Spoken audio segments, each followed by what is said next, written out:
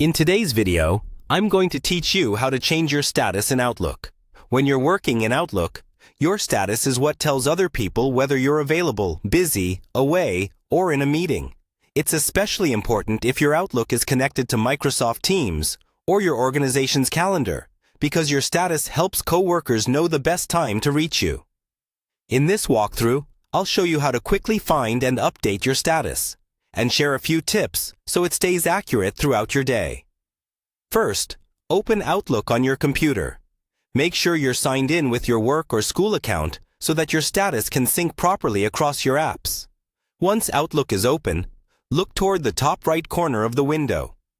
You should see your profile picture, or your initials in a small circle. Right next to that, or sometimes overlapping it, you'll see a colored dot or icon that shows your current status, like green for available or red for busy. Click on that status area. This opens a small menu that shows your current status and a list of other options you can choose from, such as available, busy, do not disturb, be right back, or appear away. Simply click the status that best reflects what you're doing right now. As soon as you select it, Outlook will update your status, and that change will usually appear in other Microsoft apps that use your calendar and presence information. If you see an option that says something like Reset Status, that means Outlook is set to automatically control your status based on your calendar. For example, when you're in a scheduled meeting, it may show you as busy, and when you don't have anything on your calendar, it may show you as available.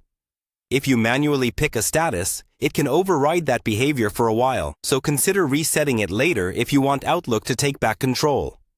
It's also helpful to keep your calendar up to date when you send meeting invitations or block out focus time. Outlook can use that information to set your status more accurately without you needing to constantly adjust it. If you don't see a status indicator at all, you might be using a version of Outlook that doesn't show presence information, or your organization may have it turned off. In that case, check with your IT team or try updating to the latest version of Outlook. That's all you need to change your status in Outlook and keep others informed about your availability.